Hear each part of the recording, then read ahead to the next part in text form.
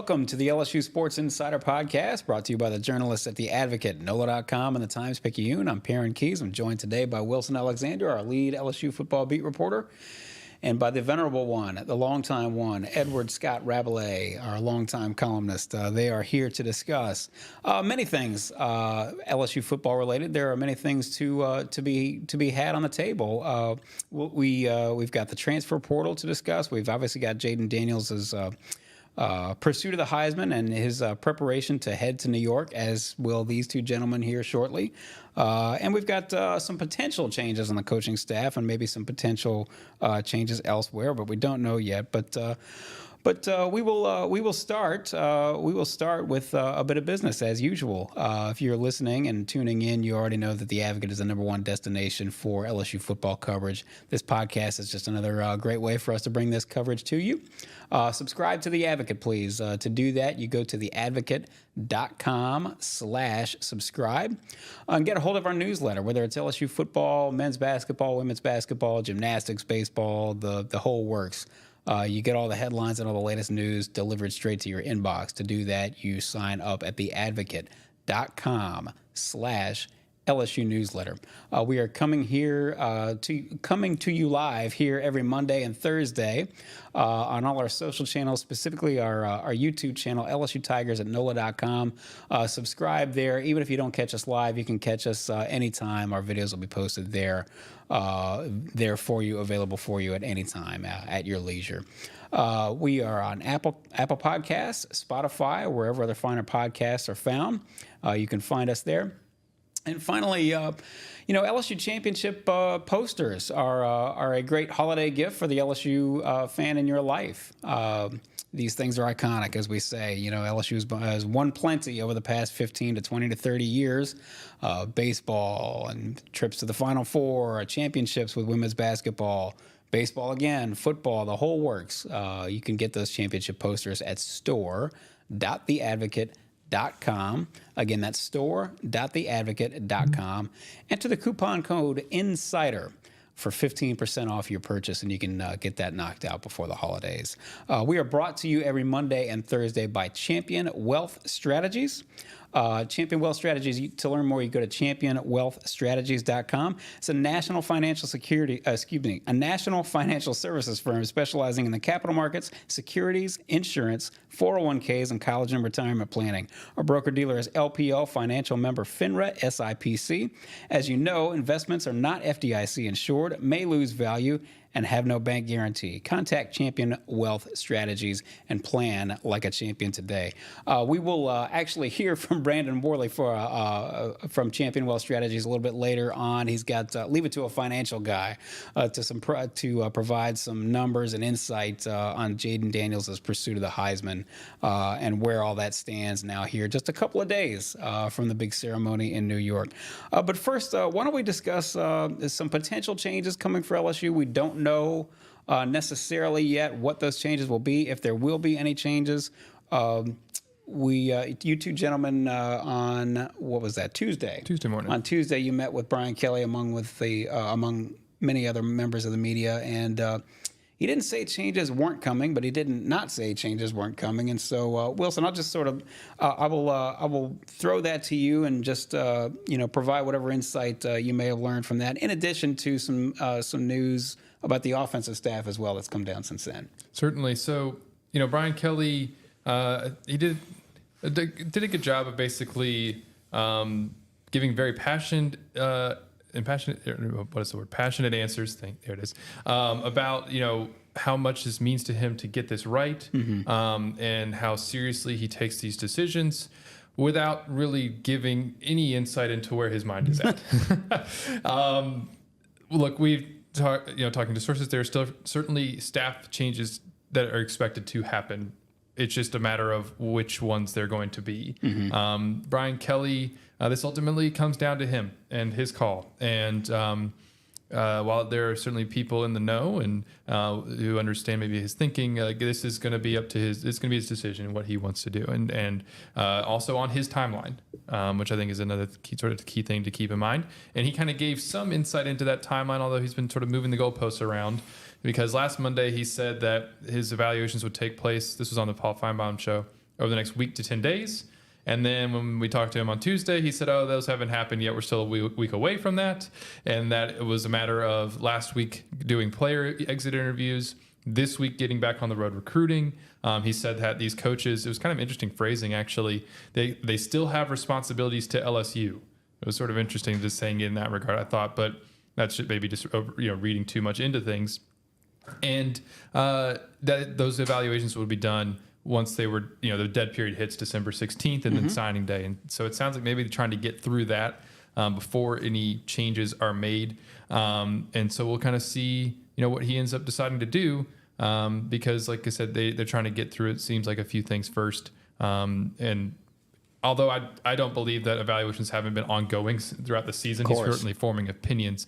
According to him, he still has to kind of really sit down and take a 30,000-foot view of the situation. So, look, let's just, the elephant in the room, of course, is Matt House. We don't yet know, based on what Brian Kelly has said about Matt House. I suppose before we get to Mike Denbrock, because there's news about Mike Denbrock, the offensive coordinator. Before we get to that, Rab, I'll just put it to you. We've sort of danced around this topic and discussed it a lot. I'll put you in the hot seat. If you were Brian Kelly, would you make a change? Would you make a change with not just your defensive staff, but your defensive coordinator?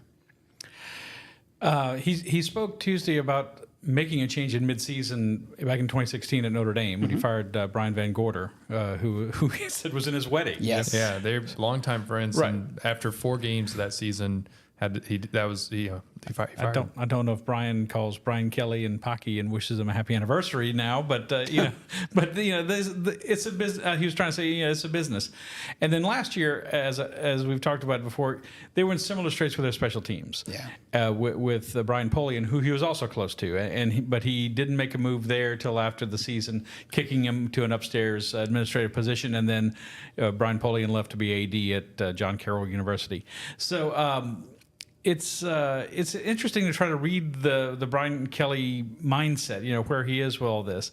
They just gave Matt House a contract extension last year, which at the time you go, well, they weren't great, but I can kind of see it. He wants to keep him around. You kind of feel, could he go back to the NFL? It all comes down to, does Brian Kelly believe that their defensive philosophy, that his coaching ability is going to help them win a championship? Because he knows that LSU can't continue to play defense like this and be the kind of program he came to LSU to fashion, which is a national championship contender. They're not, and they're certainly not there at all. And this year brings that even into sharper relief that you have such a brilliant offense with an average defense. Maybe they go 11-1 or something like that. And they're in the hunt. So. You still haven't answered my question. I still haven't answered my question because you, like Brian Kelly, have not answered the question. I'm thinking he's been very evasive. Yeah, I've learned from the feet of the master. I think there will be changes, but for the fact that he got an extension and he hasn't done anything yet, and I think he's going to keep him. I think he's going to keep him. I'm still going to nail you to the wall because that's not what I asked. Should he? Yeah, that's right. Should he? No. Now, I'll give Rab some relief here. I know you don't like trying to call for someone's job or anything like that. I don't, but Well, these people with families, there's a lot of. I'm not saying. Yeah. I'm really not asking you whether you're calling for his job. I'm just saying, if you were Brian Kelly, if I was Brian Kelly, yeah.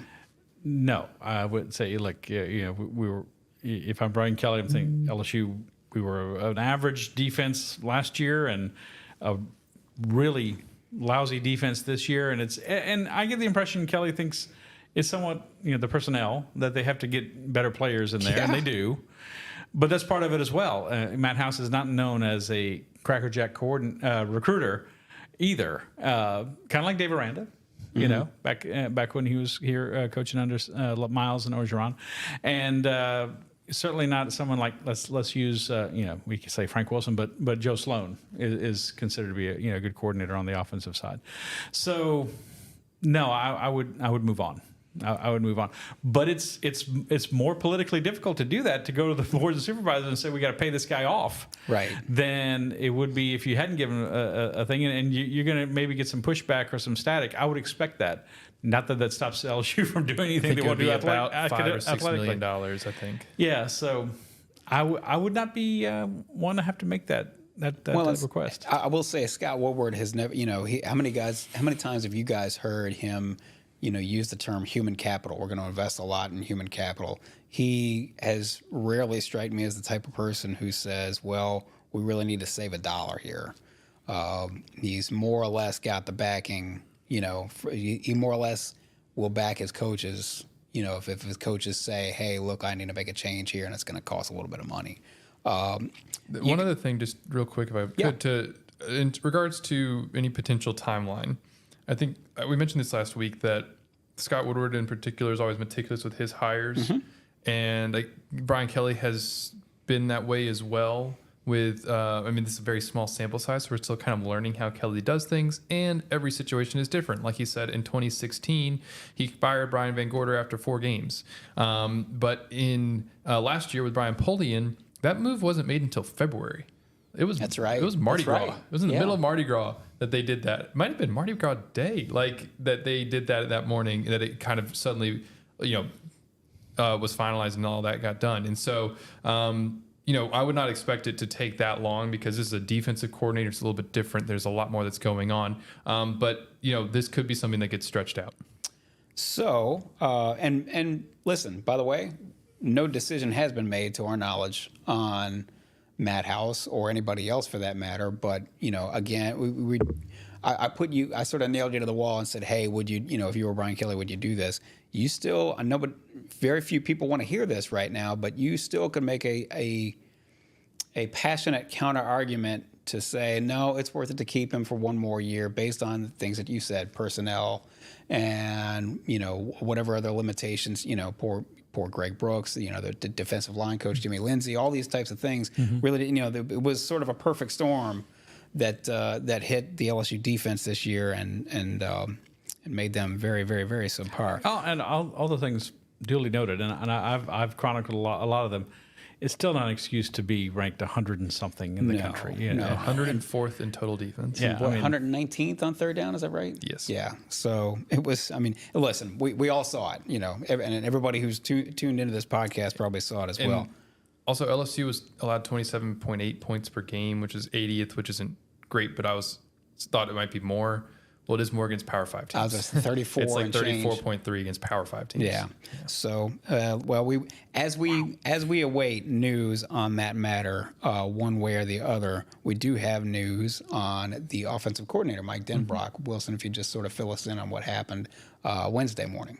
Yeah, so this is actually the day after the day after Mike Denbrock was in Arkansas for the Broyles Awards ceremony. He was a finalist for that. Arkansas defensive coordinator Phil Parker won that award. He was what's that? Iowa. Thank you. What did I say? Arkansas. Oh, right. He was in Arkansas. Sorry. Thank you. LSU is finalizing a 3-year extension. Football Scoop reported that Texas A&M pursued Mike Denbrock to be its offensive coordinator under Mike Elko and was going to try to make him the highest paid offensive coordinator in the country. Currently, the highest paid offensive coordinators in the country are Clemson's Garrett Riley and Washington's Ryan Grubb at about $2 million, just over that. And so that's kind of gives you a ballpark of maybe what Texas A&M was offering. We don't know the financial figures yet on what LSU is doing with this new extension. Mike Denbrock was making $1.4 million this year. Next year, he was set to make $1.5. But after directing the top offense in the country, being an element of Jayden Daniels' development, being a finalist for the Broyles Award, and with Texas A&M coming after him, LSU gave him a 3-year extension, and so he will be the offensive coordinator here for the foreseeable future. And I don't think anybody will put up a fight on that, whether he got an extension or not. I think everybody is certainly around here seems to be very satisfied with the LSU offense, as they should be. Can I throw in one? Yeah, sure. Devil's advocate kind of thing. Do you think it makes Joe Sloan more likely to want to leave and be an offensive coordinator somewhere else? And he seemed like he's part of the development as well. And like I said, he's a good recruiter and everything. I don't think he's going to stay and be the quarterback's coach forever. No, probably not forever, but I don't know. Joe's been in Louisiana now for a long time, and he's been working his way up. But it's kind of a matter, and I haven't had the chance to ask Joe about this, like what he wants. And I don't know. He does deserve quite a bit of credit with Jayden's development. I think in the immediate thing is that LSU is probably also going to give him an extension and a raise, especially because right when this new staff came in, LSU gave so Brad Davis was the only coach who was retained. Right. And so he only had 2 years left on his deal. He got an extension last year, a 1-year extension.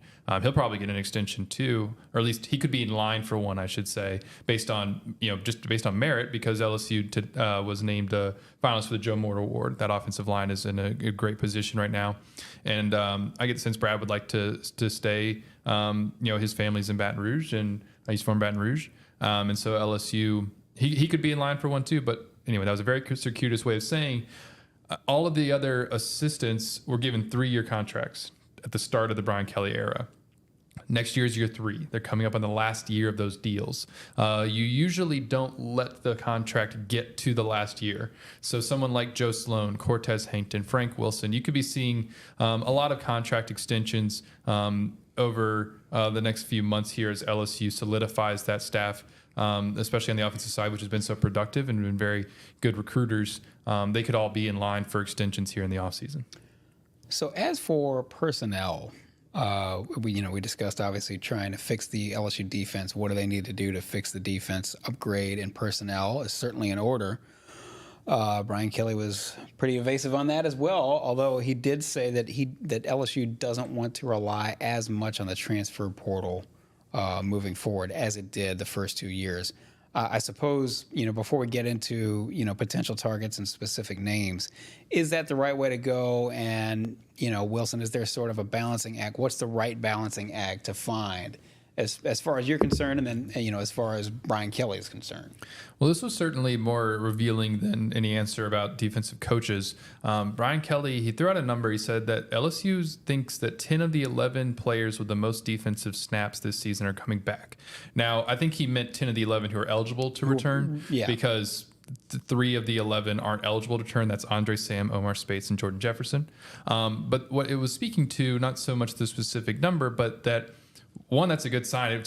I wanted to try to get the microphone back to ask him, okay, well, who's the one who isn't? Who else is coming back? But the LSU, like we said last week, we spent a lot of time doing player exit interviews, and while these things could change a lot, players could enter the portal, they could make different decisions. If they're in a position right now to think that most of this defense who is draft eligible is coming back, that is a big accomplishment, because Kelly's priority was player retention, because they're trying to get to a point where they're not over-reliant on the transfer portal. You asked if they should. They should not be reliant on the transfer portal every year. It's not a sustainable way to live. As we saw this season, you had to go back and get a whole new crop of cornerbacks, and it didn't pan out the way that it needed to for this team to be successful. And so they still certainly need to go and be able to get guys who are instant impact players at some certain positions. But instead of just getting numbers to restock a roster that, as we all remember, at the Texas Bowl had 39 healthy scholarship players, there was actually more on the roster at the time, but not everybody was healthy. Right. Yeah, like they had to rebuild, and it was going to take a few years. They were pretty close to that 85-man limit now. And most teams aren't resting right at 85 because of transfer portal and guys leaving in and out. But LSU was sitting around 79 this year, I think. And so now that they're back up with those just pure numbers, you can start to really target very specific areas. Like at cornerback, you've got numbers now. You've got the bodies to refill that room. But yes, because last year they went in and they got a bunch of guys. Even if Deuce Chestnut and Denver Harris are no longer part of the team next year, depending on what happens with their situations, like you still got guys. We assume J.K. Johnson will be back in uniform for the first time for LSU. So you don't have to fully restock a room like that. You can maybe go and get someone like a Jair Brown from Ohio State who can compete for playing time and maybe add to that room without overhauling that room, which is important. In addition to Jair Brown, there are some sort of potential targets. We discussed this, and you did a great job on Monday of breaking this down, that certainly we've seen in the first 2 years under Brian Kelly that LSU has sort of found a good niche in terms of bringing back Louisiana players via the transfer portal. That's certainly not the only types of players they've gotten in the transfer portal, but there are 3 other players in addition to Jair Brown who are that would make a lot of sense in terms of fit, in terms of certainly familiarity with Louisiana.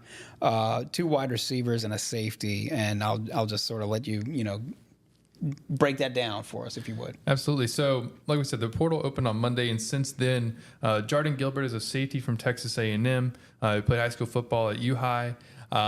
He would make a ton of sense. He was a 10-game starter in 2022 for Texas A&M. And we know LSU needs a safety. Regardless of what Major Burns does, LSU needs a safety, one with experience, especially starting experience at the SEC level. And he would be able to come in and play right away. And that would probably be, based on who we've seen enter the portal thus far, who we know has a Louisiana tie already, that would probably even be like my top priority, getting him. And then, like you said, the 2 receivers are Will Shepherd and Xavier Thomas from Mississippi State, who entered on Tuesday night. And Xavier would certainly address, I think, most immediately the issues at punt returner. Greg Clayton, honestly, props to Greg Clayton. Applause for Greg Clayton. Absolutely. You go, Greg Clayton, for just being reliable and stabilizing that position. Just catching the ball, and so it wasn't a constant problem this year. But LSU needs a difference maker there. Aaron Anderson wasn't this season. Maybe he can be in the future. But Xavier Thomas has already proven that he can be, and so that would be one. He's from Louisiana, and then Will Shepherd is from Mandeville, and Shepherd is somebody who could maybe be that veteran receiver to bring into a room that's got a lot of young guys who haven't really proven it at the SEC level yet. Tons of talent. Shelton Sampson's got a ton of talent, but he barely played this year. That's right. And so Will Shepherd has played a lot in the SEC. That would be a top target as well. He's going to have a lot of suitors, but LSU may have an edge on that if they do decide to give him an offer. We don't know yet if they have extended an offer to him because of the experience that he has at the SEC level. Rab, you know far better than probably anybody in this room that the pull of home, the pull of Louisiana, is a real thing. You may remember that Ed Ogeron in particular, but also Les Miles too, placed a premium on. I'm thinking specifically about Katrina kids whose families had no other choice but to leave Louisiana based on circumstances. And Ed and Les both, and their staffs both, said, hey, look, if this kid's got a tie to Louisiana, that's an easy sell. We need to stay on him. Doesn't matter if he's in Dallas or Atlanta or Tampa or wherever folks wound up. Whether it was Katrina or not, we know very well that plenty of Louisiana families leave for Houston and Dallas and Atlanta and places like that, or elsewhere, Los Angeles even, places like that. There is something to be said for that, and I just think it's interesting. Not only do you have players who are within the state, but sort of these kind of Louisiana legacy type players who maybe never actually lived in the state, but have some sort of connection there, familial connection. You've seen this for a long time. You've covered this team for a long time. How much of an advantage is it that LSU happens to be in a state that happens to have so much talent? Sort of homegrown talent and then sort of homegrown adjacent talent, if that makes any sense. That's a big advantage, considering this is a small state that produces an outsized number of football players and can export them. Yeah, is what you're saying in a sense, and with the hope that you might get them to come back one day because there's a tie, and it helps, and it seems to help more in football than other sports. You get a player like Paul Skeens or something like that. Ty is here. This is a good place to come play. But in football, it seems to matter a little more. That it's that there's I've got family there. I've got my grandparents there. Or I've got a significant number of other family members there, and that helps. And you're probably just about tapped out that vein of Katrina family. The Katrina phase and it's only going to get weaker and weaker as the generations go on. Right. But obviously, there's a lot of people who move to adjacent states, and LSU can. They kind of go through phases. They go national, and then they kind of focus more on the region. But generally speaking, it makes the most sense to focus on the region, East Texas, around to the Florida Panhandle, maybe a little bit into Georgia, certainly Mississippi and Alabama, obviously, and so that's a good place to go, and it's the best for the long-term health of the program to try to get those players because transfers are great and they're guys with experience. But a lot of times they're guys with baggage too. We certainly saw that this year, didn't we? With Denver Harris, who's someone who could really help the team, and he just, he's still not totally gone, right? Am I saying that correctly? But yeah, he's, as Brian Kelly has said, he's on scholarship, right. But he has not practiced. He's not been with the team for quite a bit. Same thing with Juice Chestnut. Right, and so it's like. There's a reason why maybe they're on the transfer market. Sometimes it's not. Jayden Daniels is one. You say there was no baggage there, but sometimes there is, and you don't want to have to depend on that time and time again. I'm saying that, but I continue to say they need to go. One of the positions of need in the transfer portal is a good veteran quarterback from somewhere. I don't know who it should be, but it should be a veteran quarterback. That's timely to bring up that topic. That'll be our next topic. This is the LSU Sports Insider, brought to you by the journalists at The Advocate, NOLA.com, and the Times-Picayune. You know where to find all our Raiders' great work. It's at theadvocate.com. Please subscribe to The Advocate, whether it's our print edition, our digital edition. You go to theadvocate.com/subscribe. Stay up to date with everything with our LSU newsletter. It's a daily newsletter. Rav handles that 3 times a week, but it's a daily newsletter. To get that newsletter straight to your inbox, you go to theadvocate.com/LSU newsletter. We are here every Monday and Thursday. We are here live on all our social channels, specifically the LSU Tigers at NOLA.com YouTube channel. We're there live, but you can catch us later on in that same channel if you don't catch us live. We're on Apple Podcast, Spotify, wherever other finer podcasts are found. Easy for me to say. And of course, we are brought to you every Monday and Thursday by Champion Wealth Strategies. Plan like a champion today at championwealthstrategies.com. So you did mention the transfer portal and the potential for finding a quarterback at the transfer portal. Next year, LSU is slated to have, obviously, Nussmeier, Ricky Collins, and Colin Hurley. Those are the 3 quarterbacks scheduled to be on scholarship here next year at LSU. Brian Kelly, in talking to you guys on Tuesday, he didn't say that LSU wouldn't necessarily go sniffing around for a quarterback in the transfer portal, which is not necessarily a terrible idea, just given the notion that Collins and Hurley. Collins is, what is he, thrown 2 passes as a freshman this year? And so he's certainly very green, and Hurley will be very, very, very green entering next year, having reclassified to join the team this coming season. So where do you think this stands? Rab, you've been fairly outspoken, actually, about LSU's need to bring in another quarterback via the transfer portal. Where does that stand? And then we'll turn it over to Wilson. Well, Nussmeier can be the guy, and he can be the guy. And certainly they've sold him on the fact that he would be the heir apparent to Jayden Daniels when we found out that Jayden was coming back for this year, which wasn't exactly the game plan, I think, when he first arrived from Arizona State. But it doesn't mean that you can't have competition. And what you're left with, you're going from this, what we said all year was a great situation for LSU in terms of, a veteran quarterback and a fairly experienced, talented backup in Nussmeier, who's had to go in a couple of times. But next year, you'd be left with, let's just say you just go with the guys that you mentioned.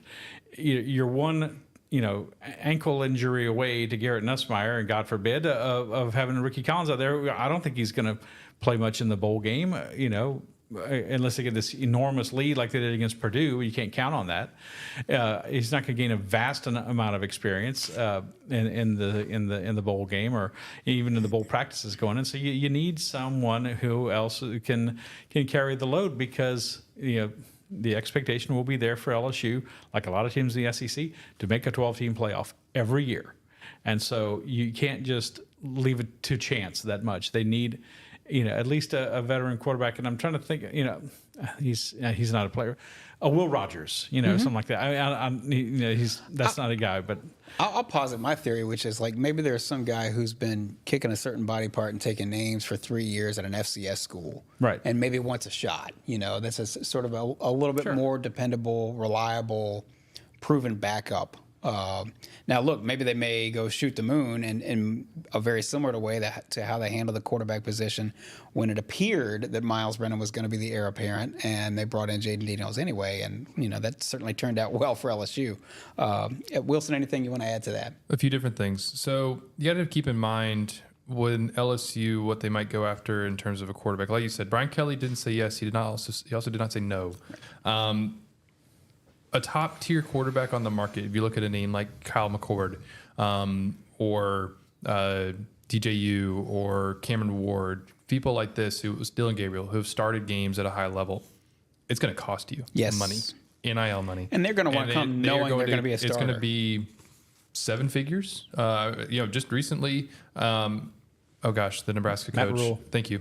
Matt Rule said that it was basically $1 to $2 million for a top transfer portal quarterback. And I don't think LSU would want to spend that on somebody, especially because of the situation with Garrett. If you didn't have Garrett here and you had like nobody who had ever really played much at all, then maybe you do go after one of those guys. You probably go after one of those guys because you need it. But this with Garrett there, I don't think that's what you go after. And LSU also hasn't been. It hasn't really been their NIL strategy to go after and throw a ton of money at somebody in the transfer portal like that, from what I understand. And so, I think it would be more so like you saying somebody who maybe his, like even Will Rogers. I think that Will Rogers is probably going to go somewhere and want to play, right away and have kind of a guarantee. And maybe you could sell him on the fact of, you can come here and compete. LSU has never really told anybody like, hey, you're guaranteed a spot, especially a quarterback. Like with Jayden came in, he was never guaranteed a spot. He had to go out and win it, and he did. But and then they would do the same sort of thing. And so, but maybe you would be able to sell somebody on that. But with that, you also, you run the risk of losing Nussmeier and being up in the same exact position that you're trying to avoid, which is not having to go to Ricky Collins before he's ready. And this is also not to bash Ricky Collins in any way. Not at all. Someday he might be a very good quarterback. It's just that, like we were saying, he's a freshman who's barely played, and that's not what you want to hinge your championship hopes on, because you got a whole team to think about. And so, like a name like this, 24/7 Sports reported this on Monday that NC State quarterback MJ Morris said that LSU had been one of the first teams to contact him. MJ Morris played in 4 games this year. He completed 55.8% of his passes for 719 yards, 7 touchdowns, and 5 interceptions. NC State, largely because of its defense this year, went 3-1 in those games. They beat Clemson. They lost to Duke, though, 24-3. So I throw out that name. What do you think of that name? Somebody like that who's played a little bit. He's a sophomore, so he's got a few years of experience. I feel like if they were to go after somebody, it would be like in that vein, where you're looking for a little bit more of maybe a backup, but again, at the same time, somebody who can push Nussmeier in practice, because competition can bring the best out of you. It's helped bring the best out of Jayden having Garrett around with him. What do you think of somebody like that? Yeah, because I think it's kind of a political situation here, as well as just a personnel or a philosophical situation that you've gotten Garrett to agree to come back once, and he's admitted he thought about leaving, but they convinced him somehow to come back and wait your turn, and I'm going way back, a la Matt Flynn way back in the day. In 2006, he was Jamarcus Russell's backup. Then he's the guy in 2007, and they won the national championship. I don't quite feel we haven't seen as much of Garrett Nussmeier as we did. Matt Flynn was the MVP of the Peach Bowl in 2005, coming in and just played great against Miami. We haven't seen quite as much of Nussmeier, so I don't feel quite as good about the situation as I think LSU felt about Matt Flynn replacing Russell in 2007. But so you can't bring in somebody so KJ Jefferson maybe or something like that. You can't bring in somebody so good as like, well, damn, I've got I've got a 50-50 chance of being here. I'm going to leave, and then you're back at square one basically with this other 1 year and a 1 year guy transferring in, and then Ricky Collins, an experienced player who again we're not knocking. So I think somebody good with as they say, good with a chance to be great. Not necessarily great coming in. It would probably be the best thing, but you have to bolster your depth at the quarterback position. To me, and it's really just for a 1 year thing too, because potentially, I should say, like LSU is under Joe Sloan, who we talked about a minute ago. The quarterback recruiting has been pretty darn good, and the quarterback development has been very good. And they're going after one really hot exactly quarterback. A month from now, January 6th, Bryce Underwood commits. This is the number one quarterback in the country in 2025. I think he's the number one player in America. Like, this is a guy who, if LSU can land him, that makes this 2025 class the kind of class that can like propel you to championships. And maybe 2024 can as well, but it's not ranked as highly as what LSU could potentially be assembling in that 2025 class, potentially in terms of skill players. I think they've got a very good shot. It seems like it's between them and Michigan. And a lot of the buzz is pointing toward LSU. We'll see. We've got a month left between now and then. And then LSU's got to hang on to him for the rest of that cycle, too. So a long way to go before he is signed as NLI to LSU. But, if you can land him, then in particular, then you really just need, like, it's tricky because you really just need somebody who's kind of in the gap, exactly. To me, it's almost like an NFL team that thinks they're a Super Bowl contender, and they've got your clear Drew Brees or whoever, and you want that Mark Brunell. You want somebody who you feel like, well, okay, if our starting quarterback is out 4 to 6, we want somebody who's going to be able to sort of hold the fort. Maybe they don't win every single game, but certainly going to keep you in the hunt. And that to me actually more applies as we go down the road because hey, look, LSU is ranked 13th right now. In the latest college football playoff rankings, and so we know that next year, if this was next year, we'd be put you on the cusp. They're one play away from the Ole Miss game from being in the national hunt in the playoff hunt. So the 12-team playoff. The 12-team playoff was this year. Oh man, we already talked about whether or not this season was a disappointment or not. And it didn't come down to like that one Ole Miss game because Ole Miss would be in. They were in a New Year's Six game. Oh man, everybody would be livid. Yeah. But just think how the dynamic has shifted for LSU with the quarterback position. You get a Joe Burrow to come in. Joe Burrow's thinking LSU or Cincinnati. The University of Cincinnati, not the Bengals. The University of Cincinnati at the time. And he kind of picks LSU like, I guess. And they weren't sure they were going to get him either. Right. No, not at all. They were actually convinced that he was more likely to sign with Cincinnati than he was with LSU. Stay close to home and all that stuff. And then, of course, this happens. Then now Jayden's come along. You appear likely to have 2 Heisman winners in a 4-year span. And now it's like, yeah, why wouldn't it? Now all of a sudden it's like when it used to be LSU's a quarterback desert. Now it's like, why wouldn't a Bryce Underwood wouldn't have come here? Look at compared to Michigan, which ran the ball the entire second half against Penn State. Why wouldn't you want to come here and play? So you just kind of got to hold the fort. This is a big, important transition for LSU that can maybe take you to another level where it's like where you're starting to get quarterbacks come in here. Like Paul Skeens came in here in baseball or something like that. Well, of course they want to come here and play baseball. Now then you get to a position where of course a quarterback wants to come to LSU, and that's something we're not used to. And Wilson, you'll have a story that you're working on this week later on at theadvocate.com about this very thing, about how the emergence and transcendence of Joe Burrow and Jayden Daniels has presumably forever changed the position of the quarterback at LSU. At the very least, it's changed the expectation of what of an LSU quarterback, because before Burrow, and correct me if I'm wrong on this, but this is sort of my perception of it. Really because there was some solid quarterbacks in the early 2000s, like Jamarcus Russell going number 1 overall, but really basically between like what about Jordan Jefferson to Burrow or so maybe, or would it even be before that where it was like you said a QB desert? Where do you think it kind of started? It started to get.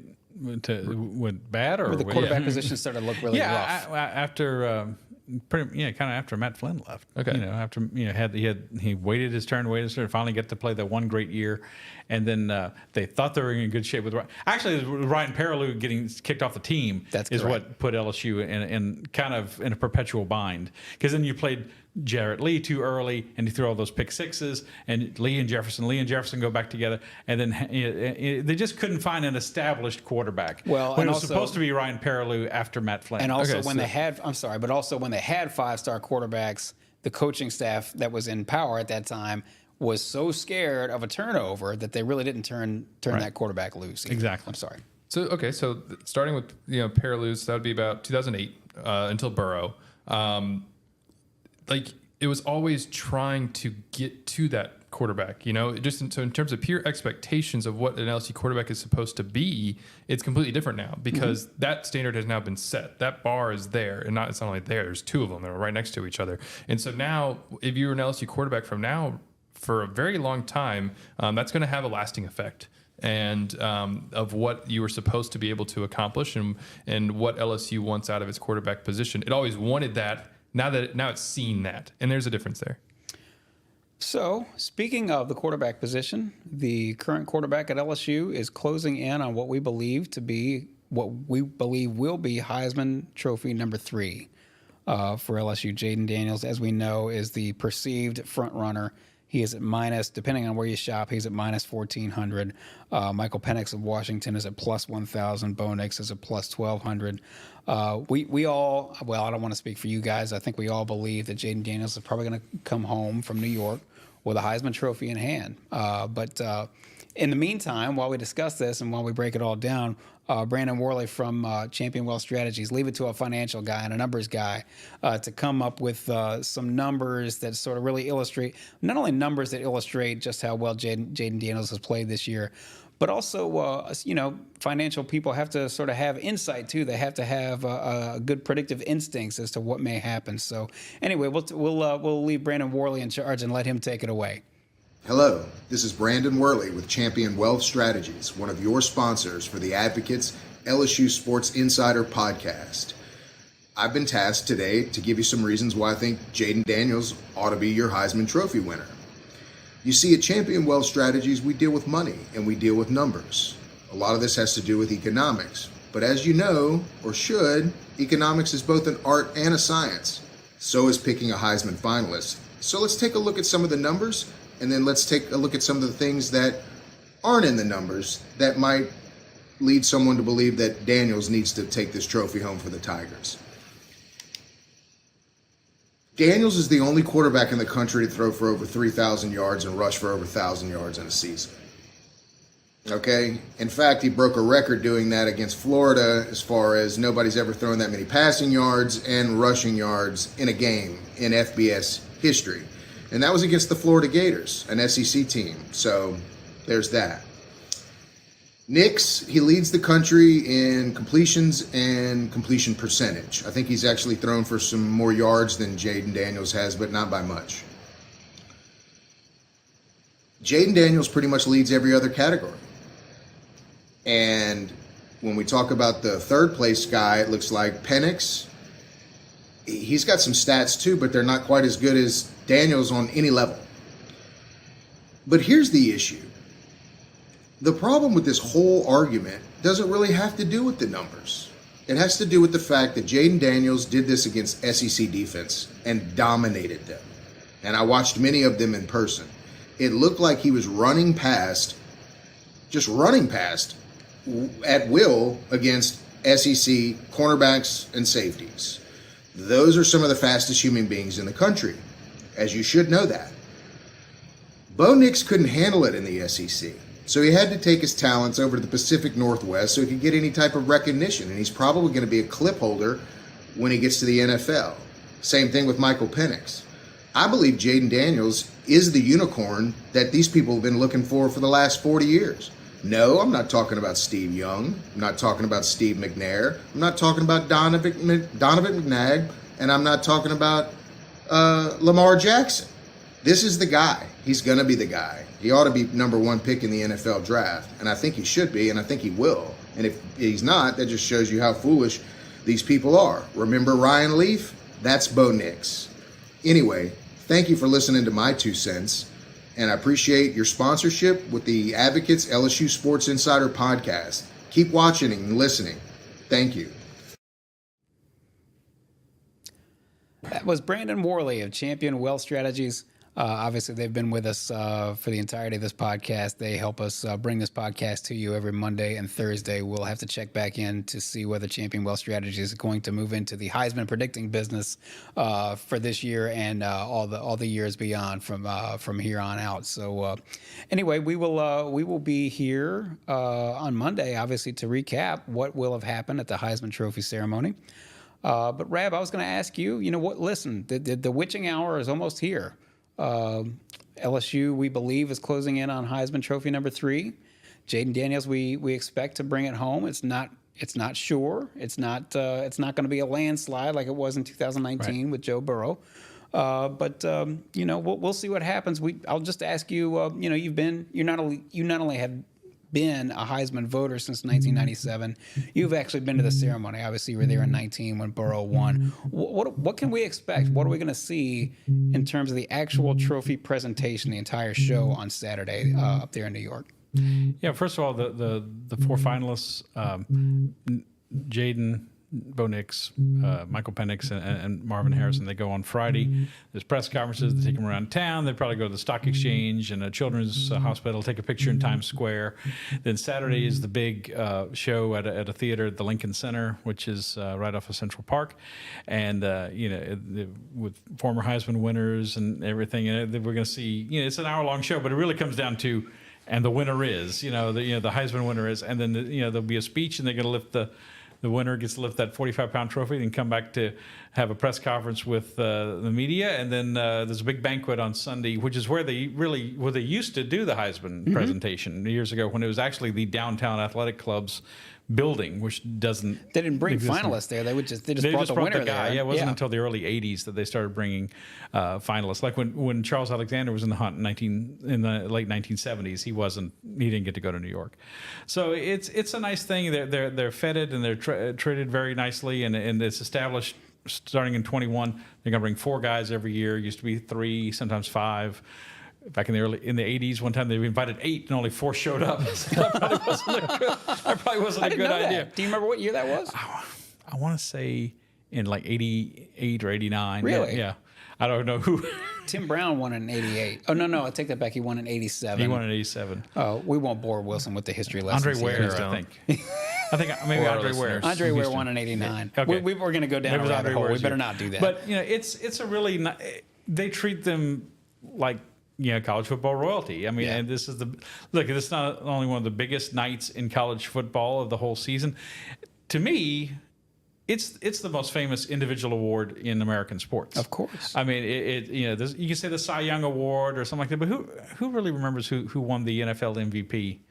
5, 8 years listen, ago? I don't want to speak for NFL you guys. fans, but I mean, doesn't have that same ring. The Cy Young's the only thing to me that comes close. I don't want to speak for you guys, but don't you feel like it's an honor to be able to vote for the Heisman Trophy? It's the Heisman Trophy. It is an incredible honor. I mean, when Rab asked me, because he helps coordinate this, I hope I'm not giving anything away, like on the Louisiana level, if I wanted to be a voter a couple years ago, it's one of the things that, in this job, is the coolest things that we get to do. Yep. It's an honor. And I get some people. There's one voter who says, "I voted. Thank you for asking me to vote again." Well, of course, it's fine. But it's really something. It goes back to 1935.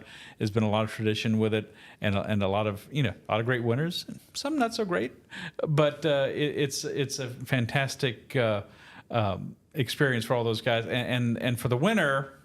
For the winner, if that's Jayden Daniels, it's a level of college football immortality that they just the rest of your life, wherever you go. If I may make a golf analogy, I like it to be the Masters champion. You're the Masters champion for. I think people probably say about Tiger Woods Masters champion more than they say PGA champion or something like that. Of course. And whatever you do, whatever he does professionally, whatever Joe Burrow does professionally. I think people will think of him as Heisman Trophy winner Joe Burrow. First of all, you get that prefix to your name the rest of your life. That must be one of the most amazing things that Robert Griffin. I saw him the other day. He's a commentator now on ESPN, won for Baylor in 2011. He said you can't appreciate it as much of the time. The appreciation just grows, and I'm sure that will be the case for Jayden, who I expect would give a very humble speech on Saturday night. I think he would too. Jayden is so calm, and he doesn't come off ever as overly cocky or anything like that. I think humble is a good word for it. He's I'll be fascinated to see kind of how he handles being on, because when he's on field, he lets his play do the talking. And going up there to give a speech, I'm sure he'll do fine, but I am fascinated to hear what he has to say if he gets put in that position. And to build off what you said, I was talking to Bunny Cannon, Billy Cannon's daughter, this week for a story that we got coming out in Saturday's paper. And she said, like, just what you're saying, it's not only like Billy Cannon, Heisman Trophy winner. For all of them, it's Heisman Trophy winner's daughter, Heisman Trophy winner's wife, Right. Heisman Trophy winner's son. Like, it is something that becomes a very distinct part of your family as well, not just for you, but anyone who you're related to and who you build your life around. And these are some of the people who go down wherever they're from. And of course, college sports, a lot about it is where you're from. You identify with your hometown, your home state. And I think of someone like Billy Cannon, who played high school football here in Baton Rouge, and then was had his ups and downs, but ended up being revered. Or Niall Kinnick at Iowa, who was still There's nobody more revered than Niall Kinnick in the state of Iowa. And no one, and then and then some people just stand out, like John Cappelletti, of course, gave the emotional speech of all time when he won at Penn State in 1974 about his little brother Joey, who had, I believe, leukemia, and there wasn't a dry eye. And sometimes you think, and I'll be interested to see how he reacts. Joe Burrow was overcome.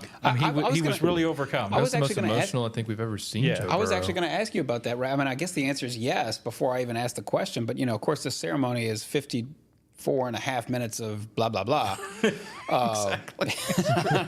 I got to tell you, I was, of course, back here at headquarters, sort of, scrambling furiously, waiting for this thing to be finished in 2019. And things dragging. And then Joe Burrow gets up there and is moved to tears and, kind of brings down the house. It was a hell of a show-stopping speech. Were you I was surprised. I was, yeah. I was a little bit. Yeah, just like, because we used to Joe being a little cocky, and that's his personality, and that's fine. But I thought he might say something a little more. He might make some remarks that were a little more, flippant or something like that. Not at all. He was just overwhelmed. You got to think back to all the people who helped you along the way and got you to that point. Mm-hmm. It must be an amazing thing, and I hope for anyone who's a finalist, and that could just be Jayden, it might turn out to be differently than what we expect, that it's still an honor and appreciation to get that far, to be in that. I think that Final Four is a cool number. I hope they'll expand it to 12 in one day. Like the playoff. 4 is good for the Heisman Trophy. So we'll see. And so, someone asked me, do you think because Marvin Harrison's a finalist, do you think that negates Malik Neighbors' chances of winning the Biletnikoff? I don't necessarily think so. I think Harrison's still going to win. I think he's still going to win, but I don't think it means that it's over for Malik Neighbors. I think it's going to be quite close. The other thing, maybe I'm the only one interested in this, but just something to part of the ceremony as well. This is kind of a chance for all these guys to actually dress up. Yeah. And what you don't usually do, you're usually playing football. And obviously, these days when you're going down like Victory Hill, like LFLC's players wearing suits and stuff like that. But Jayden, anyway, all to say, Jayden takes his clothes pretty seriously. Yeah, he does. And his $425 sunglasses. Yeah, exactly. He likes to shop. And so I'll be interested to see what he's wearing, frankly, just because it's something that he put some thought into, that his mom put some thought into when he went to media days. They had sort of planned out this all black suit with white shirt buttoned up and these very specific shoes and stuff with these really big chunky laces. And I remember that specifically. And so I'll be interested to see what he comes out with, just because in 19 it was kind of fun. Jayden doesn't get to do this whole sort of parade that Joe Burrow did because ESPN's College Football Awards show, it's on Friday, which Jayden could win 3 awards there. He's a finalist for the Davey O'Brien, which goes to top quarterback, and then the Walter Camp and the Maxwell, which are both just the most, the best players overall. Burrow showed up in that purple seersucker Sure did. suit from, I think it was from Haspel's, but am I saying that right? Okay. Haspel, thank you. Sorry. And that he had made for him, and that was kind of a fun part of the weekend that a lot of people enjoyed seeing. So we'll see what Jayden does. In terms of fashion at the Heisman ceremony, they were all chasing Lamar Jackson. I don't know if anybody else remembers this, but Lamar had the red suit with the black lapels, looked like $1 million. But we will wrap it up here just by asking the most important, the most pertinent question of this whole matter, which is we've all We've all seen the odds, obviously. We all sort of think we know what's going to happen, but we don't know for sure. As I said, it's not a landslide. It's not a runaway the same way it was in 19. It was a historic landslide in 19 with Joe Burrow, won by the biggest margin ever and everything like that. So we think we know what's going to happen, but we don't know for sure. So I'll just put it to you two gentlemen. Do you think Jayden Daniels brings home the Heisman from New York and brings it back home to LSU? Yes or no? Yes, I certainly do. It was certainly up in the air going into the Pac-12 championship game, and obviously some people will be moved to vote for Michael Penix since his team is in the playoff, and he is the one player who has a chance to be the best player on the best team. Mm-hmm. And they're in the playoff, number 2 seed, and he beat Bo Nix head to head. But I think he had a lot of ground to catch up. And I think if, like I've been saying, if the Heisman voters are doing their homework and you see that Jayden is on pace to set a record for total offense, he's got more yards per game than Alabama does, than Michigan does. Two of the teams in the playoff. And all these categories where he's just tremendous. 3,000-yard passer and 1,000-yard rush. He's 26th in the country in rushing. Yes. Which is not rushing for a quarterback. Rushing. Yeah. Period. The top quarterback. I think he wins. Not like Joe Burrow landslide. I don't think that could be the case for anybody this year. But certainly, I think he's just. I was at the SEC championship game Saturday, and about the only person that I came across who was not leaning Jayden's way was Dennis Dodd, who tweeted after the Pac-12 championship game, Michael Penix 1, Daniels 2, and Bo Nix 3. So. But a lot of people, I think, were going with him, and I think were moved by what he did all season, which was a tremendous season, and one for the books, and it deserves the Heisman Trophy. I agree with Rab. We are obviously close to this, covering Jayden all the time and seeing it up close every Saturday this fall. But especially while watching the Pac-12 championship game, it just sort of confirmed in my mind that Jayden should win this, and so yes, I think he will. And to firmly answer your question. He has done everything you need to do to win the award and then some.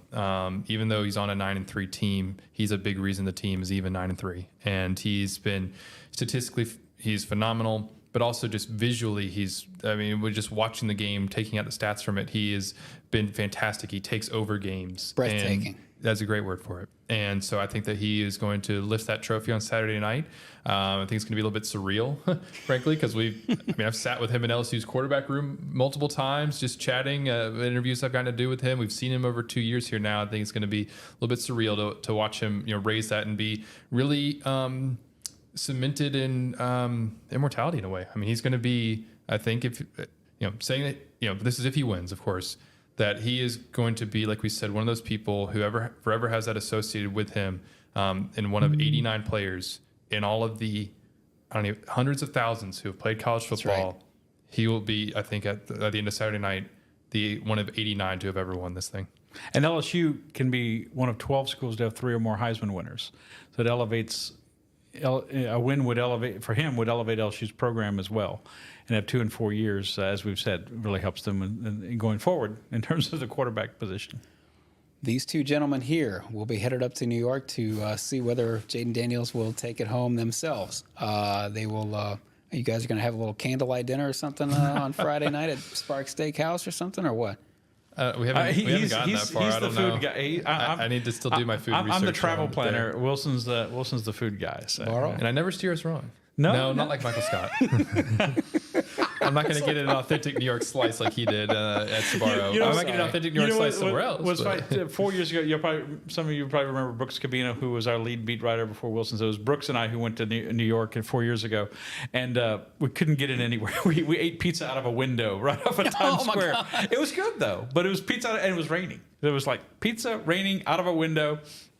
So we'll remember this. Yeah. Wilson probably steer us someplace a little better. Just remember, every time you think that this job is glamorous, looking from the outside in, sometimes you're eating pizza through a window with the rain falling down on you in the middle of Manhattan. Or you're hopping over the fence out of a high school stadium. We could do a whole podcast just on that. I think everybody's got at least 3 or 4 stories on that. Breaking a leg trying to hop a fence somewhere at 11:15 p.m. with all the lights off.